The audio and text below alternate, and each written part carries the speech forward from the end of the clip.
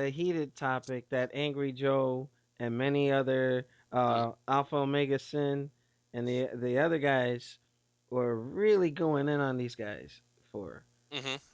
Lay it on me. What the fuck happened? What the hell is going on? Because I mean, I remember when we had tried to record this before, we were talking about how the story. Okay, a game is only as good as its ending. You can spend, like I was saying before, 90 hours playing a game, spanning three different discs, and now you're on the final one, and they fuck up the ending. And if I'd be pissed. You know what I mean? I haven't touched Mass Effect 3 yet. I messed around with the demo, Mm-hmm. but you know, considering, and one thing we should have touched on was the multiplayer, but we'll get that towards the end. That's actually wasn't actually half bad, but it's just Horde. That's all it is. Uh, But it is entertaining. But unfortunately, I since I had the PC version, I'm on Origin. I don't have any friends to play with on that. But in regards to the ending, um, it's like the game is the game is good, and then all of a sudden it just kicks you in the nuts. It's essentially what happens. It's the first time in a long time where I watched the ending. Okay, credits start to roll. There's got to be more. There's got to be more. Then you get a shitty little thing with Buzz Aldrin voice acting some old guy talk to what you assume is his grandkid, and we're gonna tell you what. I'll tell you another story about the shepherd. It's just really bad, and it just comes down to the fact like what Alex and others have been saying about Street Fighter, the latest Street Fighter, where they sold you an incomplete game, and the only way it makes sense to me. Everything's on the fucking disc.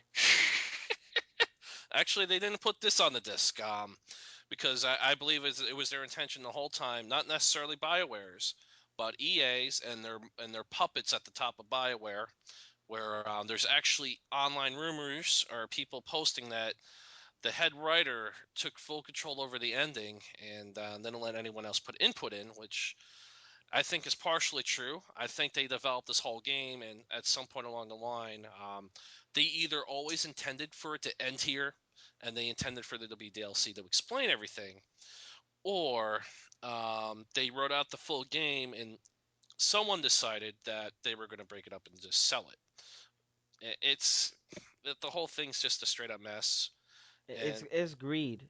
To it. nickel and dime people like that, that's just Mhm. straight greed. And it then it's actually worse.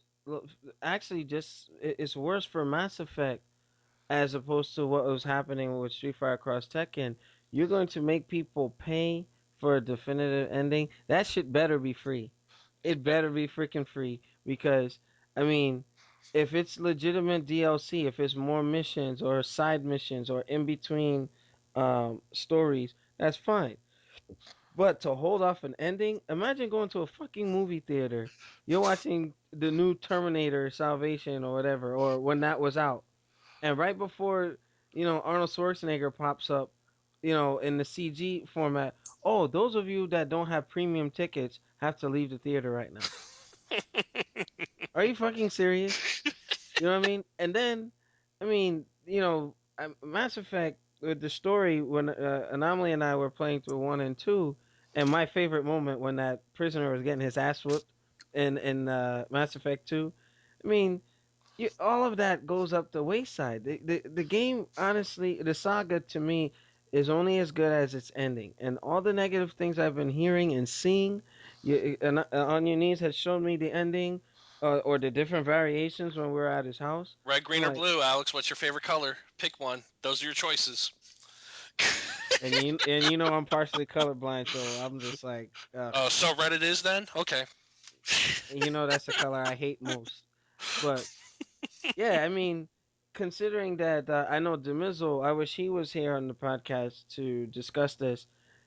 To me, from what I gather, is your actions throughout the whole time you're playing Mass Effect holds very little impact on the ending. Yeah, You because know, what they ended up doing, it's like they had a great group of writers write out the whole game. There's a scene, a spoiler alert, by the way. I'll give it 3 seconds. With if you replayed Mass Effect 2 Morden, um, there's actually the resolution with the genophage with Morden and Rex, and essentially what happens is there's a couple ways it can go down. You can actually end up shooting Morden, in order to get Solarian support in the war, or you can allow him to go up and he dies trying to save the Krogan. And I also found out on a video you can if you kill Rex in part one, you can actually get Morton to live by convincing him that the head of the Krogans, since Rex is dead, is no good. But they managed to take one situation where there's eight like a whole bunch of different ways they can go into it and get a proper resolution for each one. The writers have skill, but it when it comes to the ending, it's they copy Deus Ex for 2001. It's they promised that they want to give an ABC ending, and that's exactly what they gave. It's just a mess. Now it's funny. An Xbox Live Arcade title, which was formerly a Sega Saturn title, did better in having variations by the choices that you make, which is Guardian Heroes. How is it like a more than 10-year-old game can do better at branching off your stories, choices you make, things that you do, having bearing an impact on the ending that you embark on? I mean, what the hell? I Well, mean, the companies are charging so much money. These studios are so big and elaborate, and it's getting so much more expensive to make these games. I mean, you would think that they have, writers, proper teams in place to make sure that the shit gets done right. well, I think they wanted to do it right, but it just comes down to there's a saying out there. A lot of people are quoting it. Don't account to uh, evil what you can account to stupidity. I know that's not the saying, but it all goes along those lines. But I would want to change it up. Don't account to for incompetence what you can account to greed. I Uh-huh. just have a feeling it just reeks of the push for more DLC. And I showed you the clip Uh-huh. where at the end of the credits, after everything rolls, congratulations, Shepard has defeated the Reapers. Look forward to expanding on his legacy with future download content. It's just, Yeah, I saw that. they went the wrong direction with I that. almost punched my monitor when I saw that. I It's meing, just like you're going to force me to buy DLC to see the real ending, and if they do it right, they're I most likely I suspect they're going to do it for free, especially because of all this feedback. mhm. And don't buy the hype where it's like people are complaining that they want unicorns and puppies and rainbows and all this happy horse shit. It's not what we Are want. they fucking high? No, that's what the media.